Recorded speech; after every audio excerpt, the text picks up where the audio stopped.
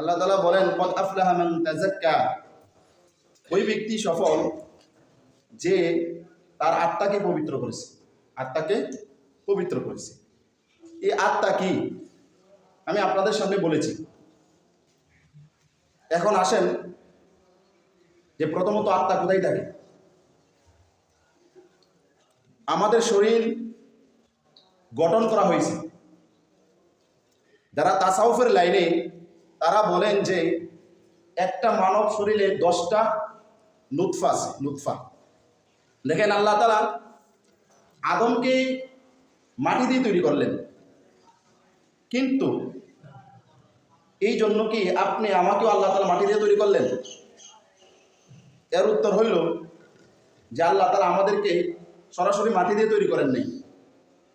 আদম আলাইহিস সালামকে মাটি দিয়ে তৈরি করলেন, কিন্তু আল্লাহ তাআলা আমাদেরকে নুতফা থেকে তৈরি করলেন। এক ফোঁটা পানি থেকে, এক ফোঁটা বীর্য থেকে আমাদেরকে কি করলেন? আল্লাহ তাআলা তৈরি করলেন। তাসাউফের লাইনে যারা মেহনত করে, তরিকত, মারিফত এবং শরীয়ত নিয়ে আমি বলেছিলাম যে এই বিষয়ে যারা মেহনত করে তাদের আত্মাকে পবিত্র করতে চায়, তারা বলেন যে মানুষের শরীরকে গঠন করা হয়েছে 10টা নুতফা দিয়ে। এই 10টা নুতফা কি? প্রথমত আমরা জানি মানুষকে আল্লাহ তাআলা যখন তৈরি করেন তখন পানি, মাটি, আগুন এবং হাওয়া সংমিশ্রণ ঘটান। এই হলো 4টা। এবং পুরা দেহটাকে তৈরি হইল এটাকে বলা হয় নফস। আর বাকি থেকে 5টা। এই 5টার মধ্যে একটার নাম হলো কলব। যে রাসূল সাল্লাল্লাহু আলাইহি ওয়াসাল্লাম বলেন, আলা, তোমরা জেনে রাখো, ওয়াইন্না ফিল জাসাদি মুদগাতান, যে শরীরে এমন একটি গোশতের টুকরা আছে, ইদা সলাহাত সলাহাল জাসাদু কুল্লুহু, যখন এটা ভালো থাকবে, সুস্থ থাকবে, তখন পুরো শরীরটাই সুস্থ থাকবে। ফাসাদাত ফাসাদাল জাসাদু কুল্লুহু, আর যখন এই টুকরাটাই নষ্ট হয়ে যাবে তখন পুরো শরীরটাই নষ্ট হয়ে যাবে। আল্লাহ রাসূল বলেন, আলা ওয়াহিয়াল কলব, এটাই হলো কলব। তাসাউফ লাইনে যারা মেহনত করে তারা বলেন যে কলব এর স্থান কোথায়? এর স্থান হলো বাম স্তনের 2 আঙ্গুল নিচে, এই জায়গায় স্থানে হলো কলব। তাহলে আমরা প্রথম আগুন মাটি পাইলাম এবং পানি এবং হাওয়া পাইলাম, এরপরে পাইলাম পুরো বডিটাকে বলা হয় নফস। এখন আমরা পাইলাম কলব। কলবটাকে বাম স্তনের 2 আঙ্গুল নিচে। এখন আসেন রূহ। রূহ কোথায় থাকে? রূহ তাকে বলা হয় যে ডান স্তনের 2 আঙ্গুল নিচে থাকে রূহ। এর মাঝে 2 স্তনের মাঝে থাকে সির, এবং কপালের মাঝে এই জায়গায় থাকে খুফি, এবং আমাদের নাম একদম মাথার মধ্যখানে ওইটাকে থাকে আফা। এই জন্য তারা বলেন মানুষকে গঠন করা হয়েছে 10টা নুতফা দিয়ে। 1 নম্বর হলো মাটি, পানি, আগুন, হাওয়া, কলব, এরপরে নফস, রূহ, সির, খুফি, আফা। এই জন্য তারা মেহনত করতে করতে করতে করতে এক পর্যায়ে তারা আল্লাহর দিদার লাভ করে, আল্লাহ তাআলার দিদার লাভ করে। আল্লাহ তাআলা যে বলেন কদ আফলাহা মান তাযাক্কা, ওই ব্যক্তি সফল যে তার নফসকে, যে তার আত্মাকে শুদ্ধ করেছে। ইসলামে যত ধরনের বিধিবিধান, হুকুম, আহকাম আছে তা 2 ভাগে বিভক্ত। তা কয় ভাগে বিভক্ত? 2 ভাগে। একটা হইল আমেলে জাহিরি, আর একটা হইল আমেলে বাতিনি, অর্থাৎ আহকামে জাহিরি, আহকামে বাতিনি। আহকামে জাহিরি হলো নামাজ, রোজা, হজ, যাকাত। এটা যেমন করা ফরজ, ঠিক তেমনি ভাবে আহকামে বাতিনি, যেমন ঈমান, সবর, ধৈর্য ধারণ করা, শুকর আদায় করা, কৃতজ্ঞতার গুণ নিজের মধ্যে আনা, এটা হলো বাতিনি। তাহলে নামাজ, রোজা আমাদের যেমন করা দরকার, যেমন ফরজ, সবরের জায়গায় সবর করা এমনই ফরজ যেমন নামাজ পড়া ফরজ। ঠিক তেমনি ভাবে শুকর আদায় করার জায়গায় শুকর আদায় করা এমনই ফরজ যেমনই ভাবে রোজা রাখা ফরজ। এবং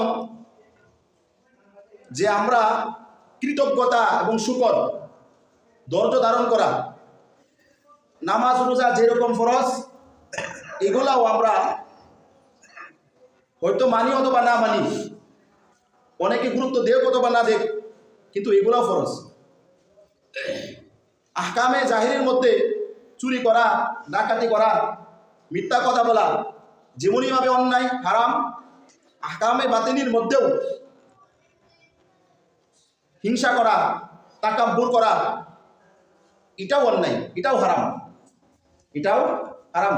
এই জন্য আল্লাহ তাআলা বলেন কদ আফলাহা মান তাযাক্কা, যে ব্যক্তি তার আত্মাকে শুদ্ধ করলো সেই সফল।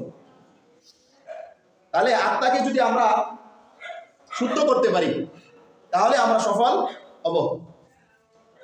তাহলে আত্মাকে শুদ্ধ করার জন্য গত জুমায় বলেছিলাম যে আমাদের কল্পটা হলো অসুস্থ কল্প।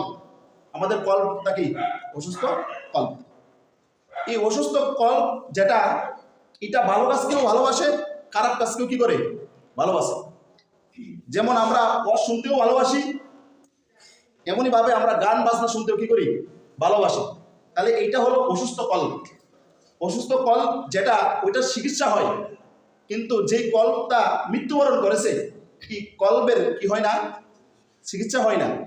একজন মানুষ যখন দুনিয়া থেকে শেষ নিঃশ্বাস ত্যাগ করে, তার যখন আল্লাহ তাকে সাড়া দেয়, তখন যতই চেষ্টা করা হোক তাকে জীবিত করা যাবে না। কিন্তু সে যখন অসুস্থ থাকে, ডাক্তাররা যদি তার পিছনে মেহনত করে, একটা সময় সে সেরে উঠবে। তাহলে আমাদের কল্পটাকে যদি আমরা পবিত্র করতে চাই, যদি আমরা গুনাহ থেকে মুক্ত করতে চাই, আমাদের জাহিরি এবং বাতিনি উভয়ই আমলের ক্ষেত্রে আমাদেরকে মেহনত করতে হবে, মেহনত করতে হবে। যাই রাসূল সাল্লাল্লাহু আলাইহি ওয়াসাল্লামের কাছে আবু যর গফারি রাদিয়াল্লাহু তাআলা আনহু থেকে বর্ণিত, তিনি বলেন কুনতু ইয়া রাসূলুল্লাহ, আমি রাসূল সাল্লাল্লাহু আলাইহি ওয়াসাল্লামকে বললাম আউসিনি, যে আমাকে কি করেন? নসিহত করেন। ক্বালা, রাসূল সাল্লাল্লাহু আলাইহি ওয়াসাল্লাম বলেন উসিকা বিতাকওয়াল্লাহ, আমি তোমাকে নসিহত করলাম তুমি আল্লাহর তাকওয়া, আল্লাহর ভয়কে তোমার ভিতরে লালন করো। কেন? ফাইন্না রাসাল আমরি কুল্লিহি, যে এটা হলো সমস্ত বিষয়ের মূল, সমস্ত বিষয়ের মূল।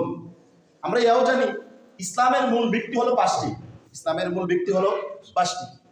এক কি? যে কালিমা। কালিমা মানে কি? ঈমান। যে এই ঈমানটা হলো বাতিনি, এটা হলো কলবের সাথে, এটা হলো আত্মার সাথে। তাহলে আল্লাহ তাআলার শুকর, আল্লাহ তাআলার মহব্বত, আল্লাহ তাআলার ভালোবাসা, রাসূলের ভালোবাসা, এটা আসবে কোথায় থেকে? মন থেকে, কল্প থেকে। এই জন্য রাসূল বলেছেন যে কল্প যার ভালো, পুরা শরীরই তার ভালো, সব কিছুই তার ঠিক। যখন কল্প তার ঠিক না থাকবে, তখন পুরা শরীরই তার নষ্ট হয়ে যাবে, অর্থাৎ সব কিছু তার বরবাদ হয়ে যাবে। কেমন? যার লজ্জা না থাকে, লজ্জা হলো আহকামে বাতিনি, লজ্জা থাকা ফরজ। কারো যদি লজ্জা ছুটে যায়, যে কোনো কাজ করতে পারে। রাসূল সাল্লাল্লাহু আলাইহি ওয়াসাল্লাম বলেন ইযা লাম তাস্তাহি ফাসনা মা শিতা, যখন তোমার লজ্জা চলে যাবে, যখন তোমার লজ্জা না থাকবে, যে কোনো কাজ করতে তুমি দ্বিধাবোধ করবে না, অর্থাৎ যা ইচ্ছা তাই করতে পারবে। তাহলে লজ্জা হলো কি? একটা মূল। লজ্জা থাকা ঈমানের একটা অঙ্গ। ঈমানের একটা অঙ্গ কি? লজ্জা। রাসূল সাল্লাল্লাহু আলাইহি ওয়াসাল্লাম বলেছেন যখন মানুষের হায়া কমে যাবে, এই হায়াটা কি আমাদের শারীরিক নাকি মন কেন্দ্রিক, আত্মকেন্দ্রিক? এটা আত্মকেন্দ্রিক। এই জন্য আত্মাকে শুধু শুদ্ধ করতে হলে আমাদের তাকাব্বুর থেকে আমাদের লজ্জা থাকতে হবে, আমাদের সবর থাকতে হবে, আমাদের শুকর থাকতে হবে, আল্লাহর মহব্বত, রাসূলের মহব্বত আমাদের হৃদয়ে থাকতে হবে, হিংসা থেকে আমাদেরকে দূরে থাকতে হবে। এমনইভাবে আল্লাহ তাআলা বলেন যে যেই ব্যক্তির হিংসা থাকবে, যখন কারোর মধ্যে হিংসা থাকবে, সে এই হিংসাটা তার মধ্যে কুৎসিত আকারে, একদিন সূরা শামসের মধ্যে এতগুলা কসম খাইলেন, কসম খাওয়ার পরে বললেন যে তোমরা কল্পকে কি করো? শুদ্ধ করো। আল্লাহ তাআলা বলেন ওয়াশ-শামসি ওয়া দুহাহা, ওই সূর্যের কসম এবং তার আলোর কসম, তার কিরণের কসম। দেখেন আল্লাহ তাআলা যখন কোনো বিষয়ে কসম খান, একটা তো আল্লাহ তাআলার কথা সবই সত্য, কিন্তু যখন তিনি একটা কসম খান তখন আরো সত্য হয়ে যায়। এই কলকে বোঝানোর জন্য, আত্মাকে বোঝানোর জন্য আল্লাহ তাআলা 7টা কসম খাইলেন, যে ওয়াশামসি ওয়া দুহাহা, সূর্যের কসম এবং তার কিরণের কসম, তার রৌদ্রের কসম, ওয়াল কমারি ইদা তালাহা, এবং চন্দ্রের কসম, চাঁদের কসম, যখন সে সূর্যের পিছনে পিছনে চলে, অর্থাৎ সে যখন আলো ধারেনি সূর্য থেকে, যেহেতু চাঁদের কোনো নিজস্ব আলো নাই, এই জন্য সূর্যের আলোতে সে চলে। ওয়ান নাহারি ইদা জাল্লাহা, ওই দিনের কসম যে সূর্যকে প্রকাশ করে। ওয়ান নাহারি ওয়াল লাইলি ইদা ইয়াগশাহা, এবং ওই রাতের কসম যেই রাত সূর্যকে কি করে দেয়, ঢেকে দেয়। ওয়া নাফসি ওয়া মা সাওয়াহা, ওই সত্তার কসম, ওই নফসেরও কসম যিনি এই নফসকে বানাইলেন, যিনি এই নফসকে পরিপাটি করলেন। ফাআলহামাহা ফুজুরাহা ওয়া তাকওয়াহা, এই নফসের মধ্যে যিনি ভালো এবং খারাপের গুণ দিয়ে দিলেন।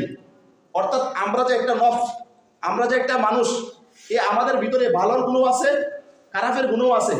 এরপর আল্লাহ তাআলা বলেন, কদ আফলাহা মান তাযাক্কা, ওই ব্যক্তি সফল যে তার নফসকে শুদ্ধ করলো, পরিপাটি করলো, যে তার নফসকে পবিত্র করলো। তাহলে বোঝা গেল আল্লাহ তাআলা এতগুলা কসম খাইলেন কিসের জন্য? আমাদের নফসের জন্য, আমাদের নফসের জন্য। এমনইভাবে ইখলাস, দেখেন কোনো কাজে যদি ইখলাস না থাকে ওই কাজ কবুল হয় না। বুখারী শরীফের প্রথমেই হাদিস টানছেন যে ইন্নামাল আমালু বিন্নিয়াত, প্রত্যেক কাজের সওয়াব তার নিয়তের উপর, অর্থাৎ নিয়তের উপরেই সে প্রত্যেক কাজের ফলাফল পাবে। তার যদি নিয়ত না থাকে, দানের ক্ষেত্রে এর একটা দৃষ্টান্ত খুবই মজাদার। কেউ যদি 1 টাকা দান করে, এটা যদি ইখলাসের সহিত দান করে, তাহলে এটা তার জন্য পরকালে বিরাট একটা অঙ্ক দাঁড়াবে। কিন্তু সে যখন পাহাড় পরিমাণ দান করে, কিন্তু তার মধ্যে ইখলাস যদি না থাকে, তাহলে এই দান কোনো কাছে আসবে না, এই 1 টাকা পরিমাণও তার কাছে আসবে না। এই জন্য আমাদের বাতিনি যে আমলগুলো আছে, এগুলো আমাদেরকে আগে ঠিক করতে হবে। আমরা জাহিরি আমলে এই আহকামে যেমনিভাবে গুরুত্ব দেই, ঠিক তেমনিভাবে আমাদেরকে বাতিনি আমল কেউ আমরা গুরুত্ব দিতে হবে। যদি আমরা গুরুত্ব দিতে পারি তাহলে আমরা সফল কাম হতে পারবো, যদি আমরা না দিতে পারি আমরা সফল কাম হতে পারবো না। কেমন করে হব? যদি আমরা আমল করি লোক দেখানোর জন্য, তাহলে লোক দেখানোর জন্য যদি আমল করি, এটা হলো একটা রিয়া, এটা হলো কিসের রূপ? কলবের রূপ। এই কলবের রূপ থেকে মুক্তি পেতে হলে আমাদেরকে রূপ সম্পর্কে জানতে হবে, যে রিয়া কতটুকু খারাপ। আল্লাহ তাআলা বলেন, ফাওয়াইলুল লিল মুসাল্লিন, ওই মুসল্লিদের জন্যই, নামাজীদের জন্যই দুর্ভোগ। ফাওয়াইলুল লিল মুসাল্লিন আল্লাযীনা হুম আন সালাতিহিম সাহুন আল্লাযীনা হুম ইরাউন ওয়া ইয়ামনাউনাল মাউন, যারা নামাজের ব্যাপারে অলসতা করে এবং নামাজ পড়ে লোক দেখানোর জন্য। ভালো একটা কাজ করে কিসের জন্য? লোক দেখানোর জন্য। তাহলে লোক দেখানোর জন্য যদি আমরা কোনো কিছু করে থাকি, আমল করে থাকি, তাহলে আল্লাহ তাআলা এটা আদৌ কবুল করবেন না। এটা হলো আমাদের একটা রিয়া, এটা একটা মনের রূপ। তাকাব্বুর করা, অহংকার করা। তো অহংকার হলো, আল্লাহ তাআলা বলেন, অহংকার হলো আমার ছাদর, আমার ছাদর নিয়ে টানাটানি করো না। ইবলিস কেন বিতাড়িত হয়েছিল? অহংকারের কারণে।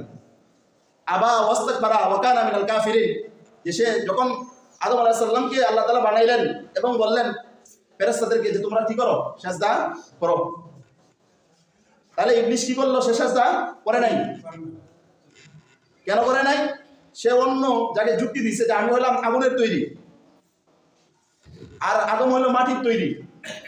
তাহলে আগুন উপরের দিকে উঠে আর মাটি যায় নিচের দিকে, তাহলে আমি উপরের হয়ে কেমনে তাকে নিচুকে আমি সালাম করবো, সেজদা করবো কেমনে? এটা সে কি করলো? আবা, সে অহংকার দেখাইলো, সে প্রথম অস্বীকার করলো, ওয়াস্তাকবারা, এবং অহংকার দেখাইলো, অহমিকা দেখাইলো, সে নিজেকে বরত্ব দেখাইলো। এই জন্য আল্লাহ তাআলা ওয়া কানা মিনাল কাফিরিন, সে কাফেরদের অন্তর্ভুক্ত হয়ে গেছে, কাফেরদের অন্তর্ভুক্ত হয়ে গেছে। তাহলে আমাদের ভিতরে যদি অহংকারী একটা রূপ থাকে, অহংকারী যদি থাকে, আমাদের মধ্যে যদি হিংসা থাকে, হাসাদ থাকে, রাসূল সাল্লাল্লাহু আলাইহি ওয়াসাল্লাম বলেন, যার ভিতরে হিংসা থাকবে, হিংসা থাকবে, সে কখনো জান্নাতে যাবে না। কৃপণতা যার মধ্যে থাকবে সেও জান্নাতে যাবে না। হিংসা কেমন ক্ষতি করে? রাসূল বলেন, হিংসা মানুষের ভালো আমলকে নষ্ট করে দেয়, শেষ করে দেয়।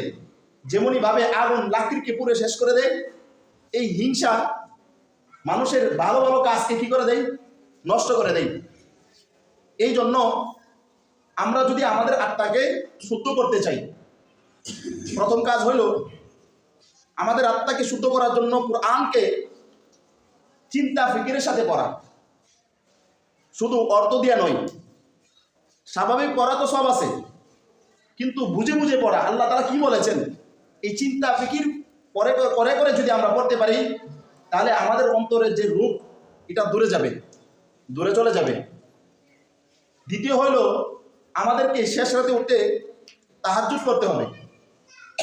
তৃতীয় হইল যে আল্লাহ তাআলার কাছে রোনাজারি করতে হবে, আমাদের চোখের পানি ফেলতে হবে। যদি আমরা এই যে কোরআন গবেষণা করতে না পারি, তাহলে যেই জায়গায় কোরআনের তাফসীর হয়, যেই জায়গায় কোরআনের ব্যাখ্যা বিশ্লেষণ হয়, আমরা ওই জায়গায় বসার চেষ্টা করব।